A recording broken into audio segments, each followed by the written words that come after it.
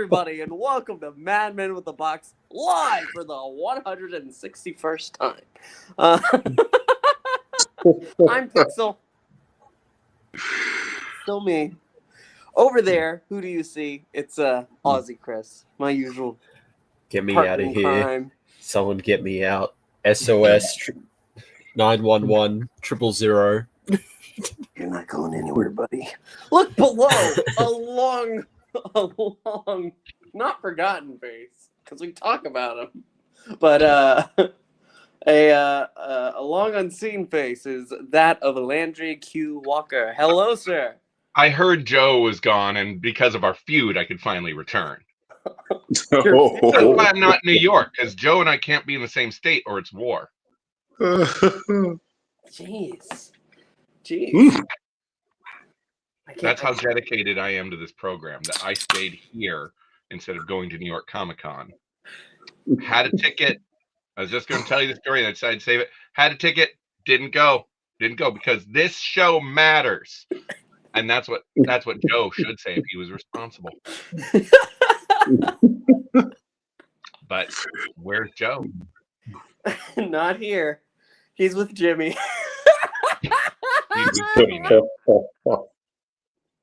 And lastly, not leastly, we have Gevain of Animated Concepts. Hello, everyone. Good to have you back, Landry. Yep, good to see you. We are going to go ahead and do our main topic of the Sontaran Experiment in just a few moments. We do have to briefly talk about the fact that we have whispers of news, but nothing official. Like, there's supposed to be talk about where Doctor Who's going to go now because it's not on HBO Max. It's not on anyway. It's not on, unless you want to pay for it. Every individual episode. Sorry, I'm not doing that. I love Doctor Who. I started going and buying all the episodes. They've been really cheap at half-price books, and I've been picking them up, the DVD sets. So I'm like, you know what? Since there's no consistency with where this is going to land, if I want to be able to watch a Sontaran episode, for an example, I need to just be able to get it off my shelf. I'm just buying physical media is where it's at. This is why digital streaming and all that is ultimately just not a great idea. Yeah. I mean, thankfully, like, we do have Tubi has all of classic Doctor Who, so able to watch it on there. That's always. I have nothing but the Disney Plus stuff, so. So what do you do? How do you watch it? Oh, I have the physical stuff. So if we do a classic Who, it all depends on what collection I have of what they've re-released. That's the structure. We go with the Chris collection. Yeah, pretty much. At this point, I'm going to just start buying like the box sets of like the 2005 series onwards. At this point, I only have full seasons. I only have like full seasons of series 1 to 6. Wow. And then Dave the Doctor times the Doctor. You're in a different region code than here, right? Like if the stuff I am region. I can't remember what region number. Australian region number.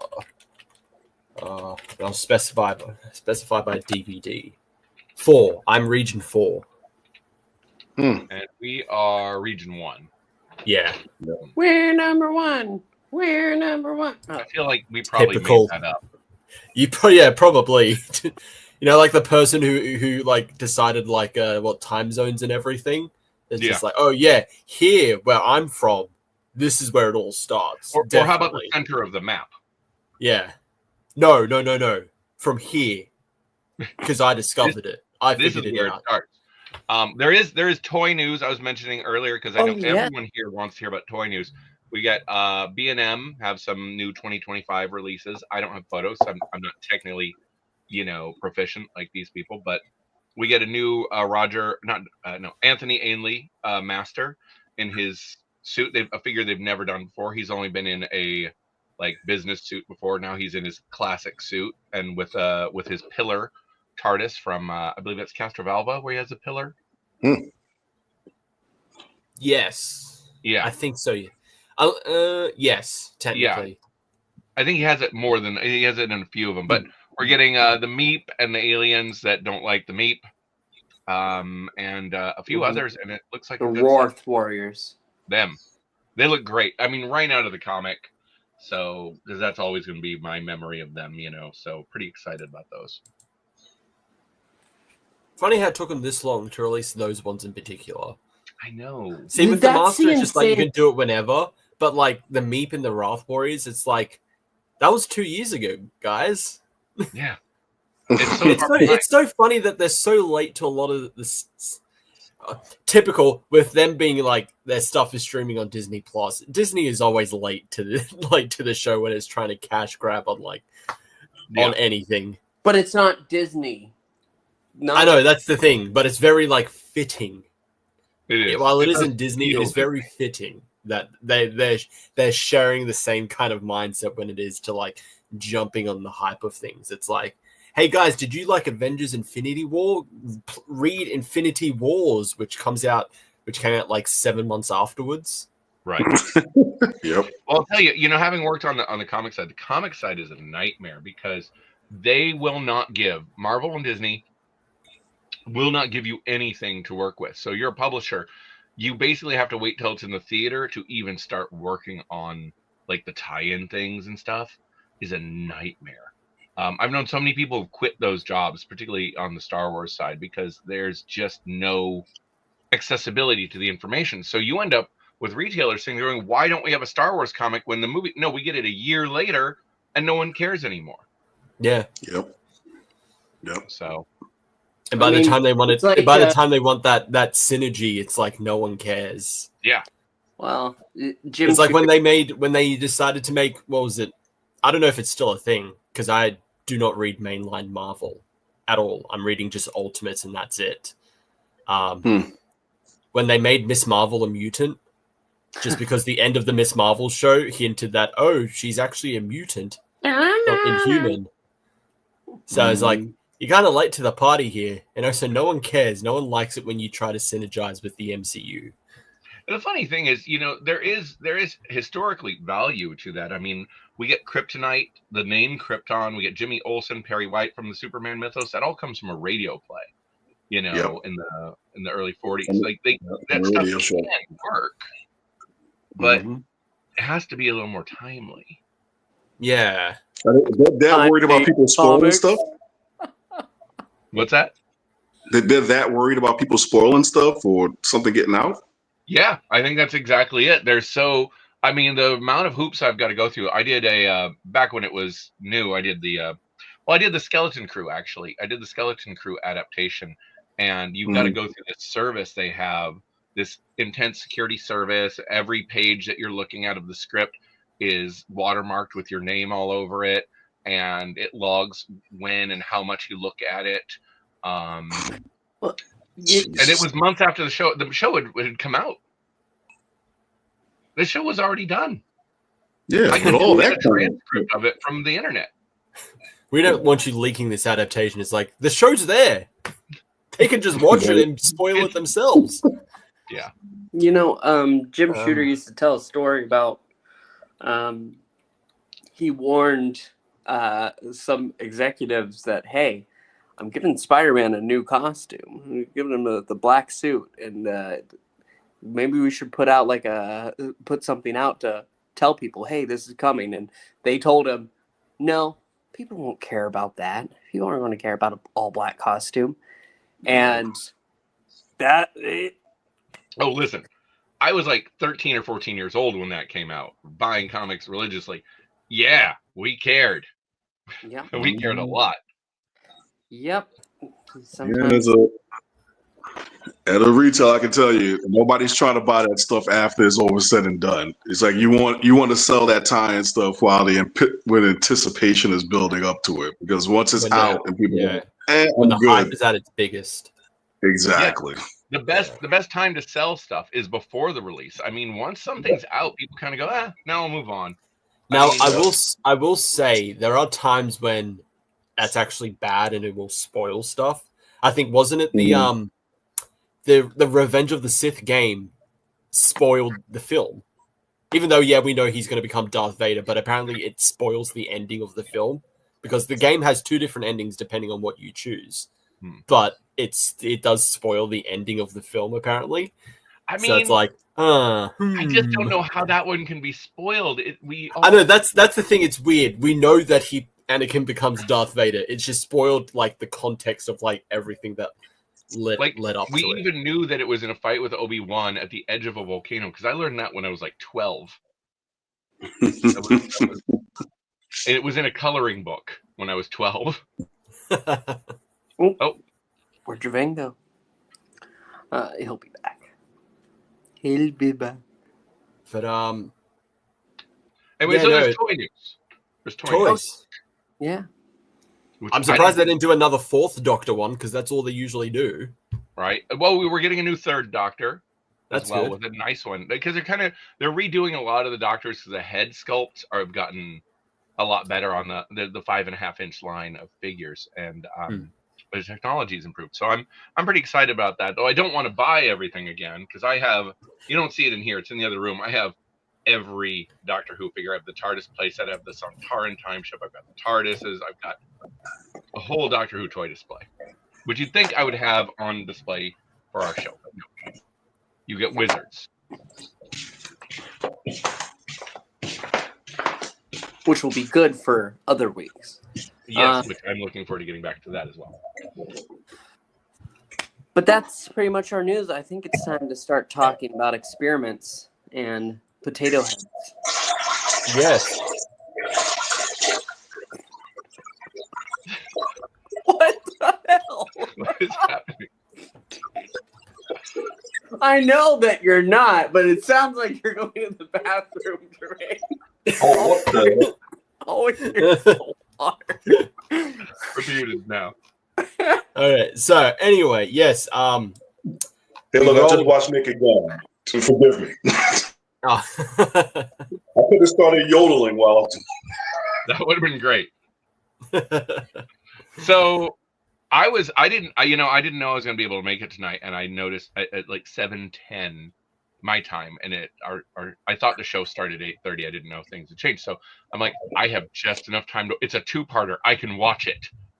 So yes. I literally just finished watching it at like 8:30, and then found out I had an extra half hour, which is fine. But so I caught up. I'm ready for this. I'm so proud of you. I think this is the only time in recent history that you've actually watched the episode that we're talking about. Yeah, it's pretty much true. And I always want to. Easy with a 2-parter. That's true. That's 2. So why don't you go ahead and start us off, Landry? Talk about the Sontaran Experiment. I mean, this is a long time favorite of mine.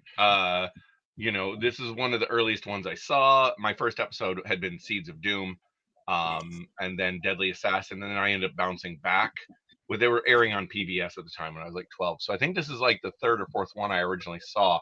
And from a modern perspective, this is probably one of the better classic episodes because it's so short. It's a really truncated storytelling style compared to what they usually engage in this era. It's much more compressed, as we would say now, as opposed to the typical decompressed storytelling of, say, a 6-parter. So everything in it really serves the plot. There's very little baggage to this one. And I love that. I'm a big fan of this episode. I love the Sontarans. I love that we get Sarah Jane's reaction to my screen just went dead. Sarah Jane's reaction to seeing a Sontaran again since the first time since the Time Warrior. I think that, I mean, it's a pretty basic story. There's not much clever about it, but there doesn't need to be. It's just we found ourselves in this situation. Now we have to get out. I enjoy it. The thing it's lacking is it would be interesting watching this one redone with modern music. I want this one to be redone with Murray Gold music because it's very silent for a lot of it. Yep. It's got Liz Sladen at some of her just quirkiest moments. She's so goofy in this. Harry is fantastic. The Fourth Doctor is dry. They're on fire at this point because they're all very excited to be there. You can tell. This time, Tom Baker is so happy as opposed to watching, say, Tom Baker's 6th season where he's like, I'm the Doctor. So I'm a fan. Gevain. Yeah, I agree with a lot of Landry said. I think it's something that I guess seems like a precursor to what the modern Who format would be in terms of just an hour's worth of story. It's definitely stripped down, but in a good way. There's not a lot of filler, which sometimes with the 4 and the 6-parters, that can be it can make it a real sludge to get through it if they really don't have something interesting going on with the characters or the plot. The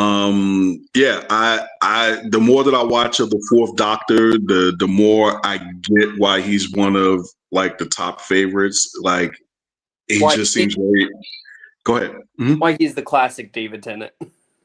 Yeah, basically, yeah. But he's like really engaged. Like the interplay and banter between the three of them is nice. The whole thing at the beginning where he's like working on the devices and he's like, yeah, you guys might want to just go enjoy the nice countryside. And they're like, yeah, we'll take the hint. You don't want to be bothered with us because you want to work on this stuff here. Yeah, like I said, it's like. It's like down and dirty. It gets to the point. Doesn't spend a whole lot of time. Even with the supporting cast of characters, the reveal is still cool that the lead guy who, basically is pretending to have protected the group, but in a sense, but has definitely sold them out to help them survive that far as good reveal. I would say the only criticism I would have of the episode is, in some sense, a missed opportunity for some character development, particularly for Sarah. Like when she's getting tortured with the fear device, it would have been nice if the fear was something a little bit more personal, something that more revealed about her character as opposed to just like a monster of the week kind of like scare kind of thing. I thought that was a missed opportunity to add some depth to the episode, if you will. But other than that, yeah, for a lot of the episodes that we watched of classic Who that weren't good, this is a clear idea. This is a clear signal. They should have just been 2-parters, not 3, not 4. Sure as hell, some of them should have been 5 or 6, but yeah, 2 is good. Okay. What do you mean? That was a sneak peek of the Mara, didn't you know? A little snake animatronic there? No. I'm glad y'all like it. I'm not feeling it. I watched it today. This has Sarah Jane. Doctor Harry! You have Harry stumbling down. And how many times are people going to just fall down hills in these 2 episodes? It's a ridiculous amount of times. I think what it's the next story that the Doctor yells, "Harry, you great big imbecile." Yeah, no, I don't like Harry all that much. I think the best part of this episode really is how upset the Doctor gets about Sarah Jane getting tortured. Like he goes ahead and like there's just this hatred that like comes to him all at once whenever he sees Sontaran. But then he gets shot, so it doesn't really matter. Even before he gets shot, he gets slapped. Yeah. This could be an interesting episode, but I also don't care about any of the human characters at all. Any of the side characters, just nothing. Earth is dead and dull, and so are these 2 episodes. And that's very much how I feel about it. How do you feel, Chris? Am I alone? Are you alone? Like just in general, or just on this thought? You walked right into that one, Pix, but go ahead.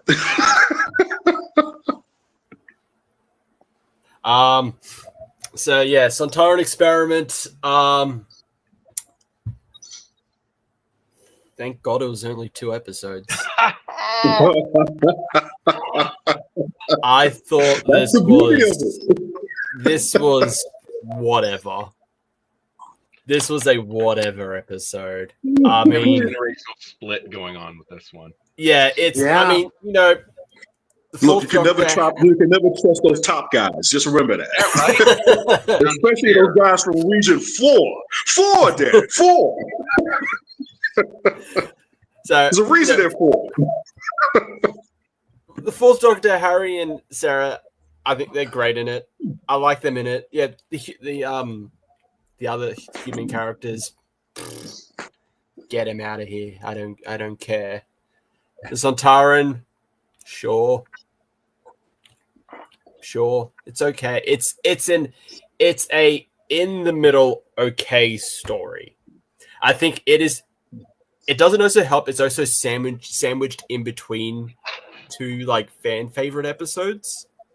Because what was before it was the Ark in Space was before it. Yep, Ark in Space. I haven't watched it in forever, but I know a lot of people like that one. And then after this, you have Genesis of the Daleks. Mm-hmm. So I don't know. I mean, it's better than Revenge of the Cybermen. I'll give it that. Yes, not by much. It's still better. You can take it. But yeah, it's just I don't know. It's just it's shorter. Nothing was really clicking for me for this episode. But given the placement, as you just pointed out, between the other two stories, would you give that it serves as a good palate cleanser? Just a nice, simple adventure between one story here and going into another good story there? No. I mean, I guess so. Listen, with the format of these stories, with the Doctor being transmatted, it doesn't matter. You don't need to watch. The Sontaran Experiment doesn't have to happen. It does not matter. You can go directly into the being transmitted right into Genesis, and you can avoid this waste of time. I would watch this any day over Genesis. Any day. Genesis just drags. It's got great scenes. When it's good, it's very good, but there's so much that just drags with Genesis. This one just everything serves the plot. The rolling down the hill serves the plot. Only that first time. Separates the characters. That one time it served the plot. Then the other times it's just because they can. Down here, they get captured by this ridiculous robot. Actually, the robot I do like. I do. It's silly, but I like it. But you get captured by the robot, you get dragged. How many times did it happen? Like 3 times that we see people go ahead and get captured, dragged to something small. Every damn time the Sontaran comes out of the ball, he like something. Like, what is that? Does he have a hairball?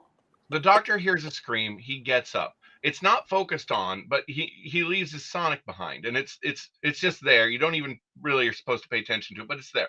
And he runs off, and he gets waylaid and all that. When Sarah comes, looks for him, they pull in on the Sonic, and it's like it was nice little touches like that, like just the fact that he was using the Sonic would be left. It indicates that something he wouldn't have left it on purpose. Little bits of subtle storytelling that were well done. That weren't ham-fisted. They weren't overly telegraphed. They just happened to work well. They're small things. They're not things you sit there and go, oh my God, I can't believe that scene where the Doctor didn't pick up his Sonic. No one's ever going to be talking about it like that. But it is just small bits of well-done storytelling that advance the narrative that I like. Things like that. The show, I think this one has a lot of moments like that. Okay. I suppose with that we should get into rankings.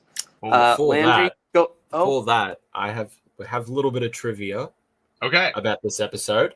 During the shooting, Tom Baker broke his collarbone, but because of his large scarf, he used that to hide his neck brace for the rest of the filming. Oh. But anytime there was, I didn't notice that. Anytime that there were action scenes, he had a stunt performer do them instead. I noticed that when there's a moment. 2 things about that. I noticed One near the end when the Doctor jumps up on a hill when he declares himself the warrior race. It's clearly that is a moment. It's not Tom Baker. Like, oh, and I also noticed. Speaking of them jumping up and down the hills, I was like, this is some really precarious terrain they're on. Like literally, not just in the show, but literally when they're filming it. Because I watched the Doctor Tom Baker took a jump in the first episode. I'm like, that was actually a really risky jump. That's like, probably what broke his collarbone. Turns out. Yeah. Kevin Lindsay, who portrayed the Sontaran, both Sontarans in this episode, Steyr and the Marshal, and who also played the first ever Sontaran, Lynx. This was unfortunately his last appearance. He died of a heart condition long after. Oh. So this is the guy who played the first ever Sontaran. This is where his only two stories, the Time Warrior and Sontaran Experiment. He was good as a Sontaran. Did he played both Sontarans in this one then, right? Yes, because it's the same.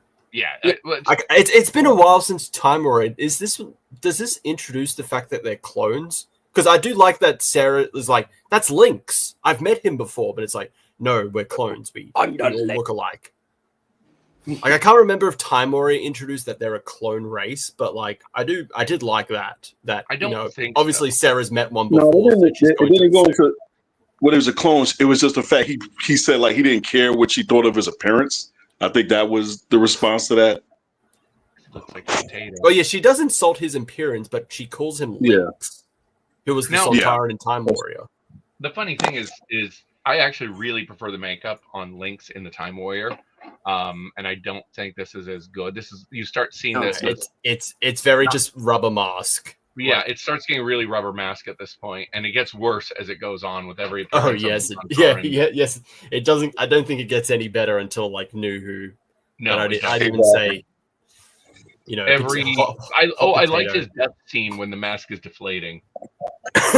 Yeah, a very wicked witch. I'll admit I did like that part too.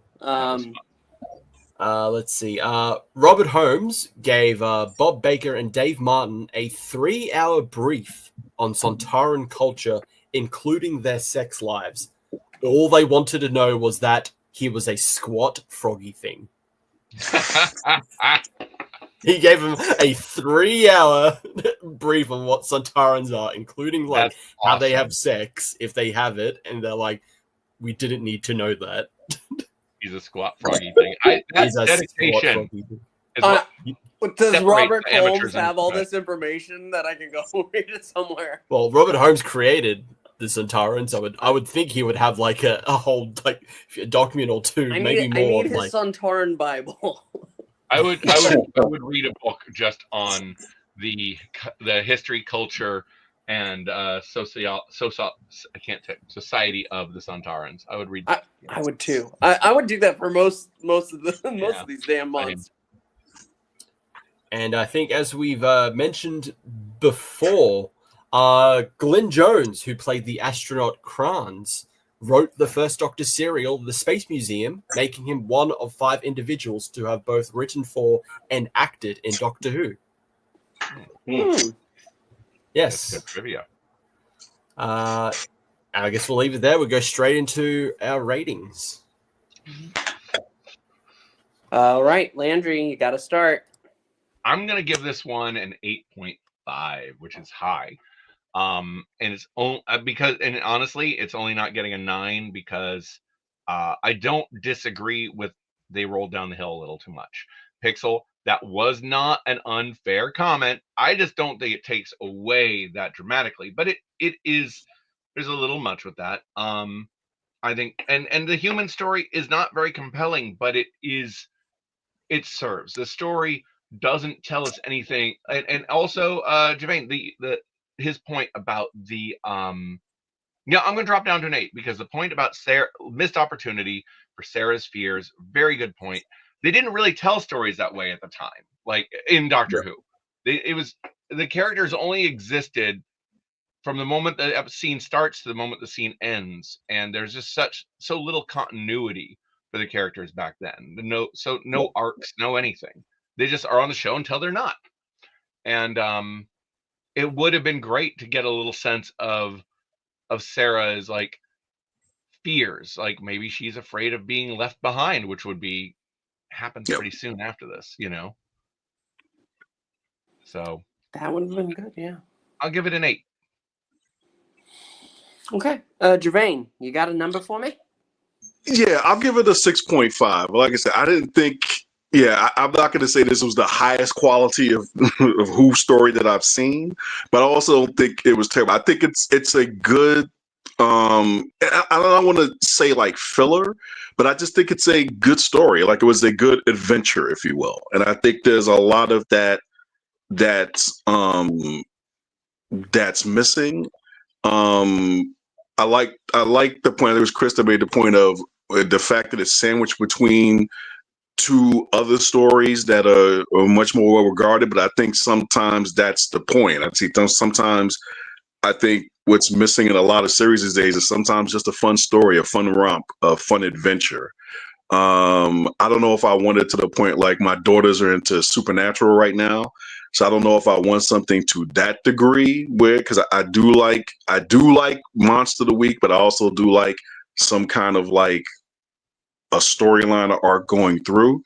But it's like, for 2 episodes and for the amount of time and investment that was required to get the story, I'm gonna give it a 6.5 because I didn't have to sit through 4 or 5 episodes and it feels just as blah when it was all said and done. I'm gonna go 4.5. 5 is like what? It's like mid. It's fine. This feels a little less than that. Like I said, I feel like it wasn't executed well to me. I don't know.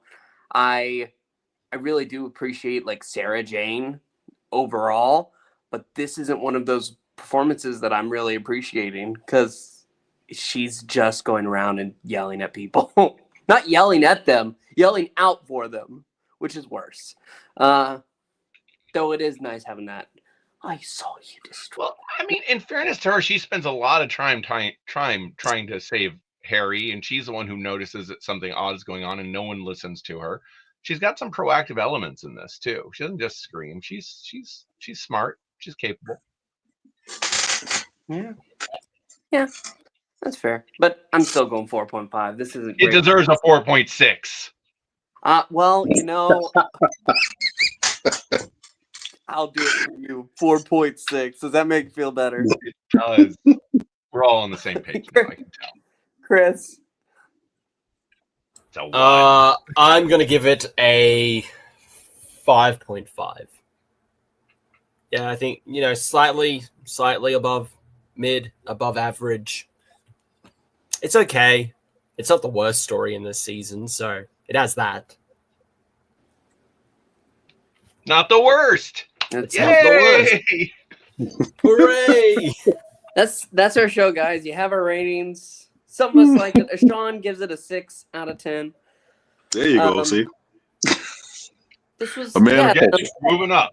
Fine. I want to know what my arch nemesis Joe thinks, but he's too busy being in New York. He's not in New York yet. Why? I thought he's going to New York. He's going, but well, then he's busy with it. Busy being in New York. He will be in New York. Where I was going to be. Next week, hopefully, he'll go ahead. Next week, actually, we're doing something a little bit different. Gevain, do you want to go over? Oh, yeah. So next week, we are doing a review of Dr. Who Am I?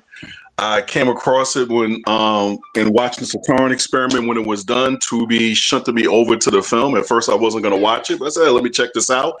And I found it to be really interesting, not only talking about the Eighth Doctor and that kind of its impact on Who and fandom, but also it's looking at fandom itself. So it inspired me to see if we could do a review of that film and also pick your guys' brains about how you got into Doctor Who. What do you think of other fans? How you became a fan yourself, and so on and so forth. And I think it'll be a fun time. It also, depending on if we can get other 2 Wayward Lambs on here, it might be a good opportunity for us to have sort of a super reunion of all the madmen.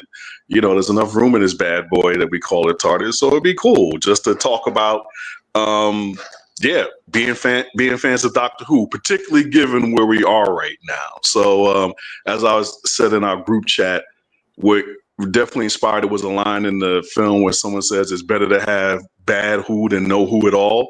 And I think maybe this is a good time for all of us to step back and kind of talk about that, given where we are with the current state of things. So yeah. Okay. I love this idea. It's gonna be great. Gevain's gonna I'll give him my seat up here. He'll lead our show. You get to ascend to the above lands. There you go. I got to keep this region 4 people in their place. You know, that's how this goes. Keep them down. Keep them down. I'm looking forward to you steering this ship on this one. This sounds really fun. It's gonna be a great time. I think I've watched this before. I can't remember. I know I have it. I've seen clips. I need to watch the full thing. But it's gonna be a good time. So we will see you all next week to talk about Doctor Who Am I and what Doctor Who means for us. But until then, thanks so much for watching. Like, comment, subscribe, all that jazz, and we'll see you next time. Alonze. Bye.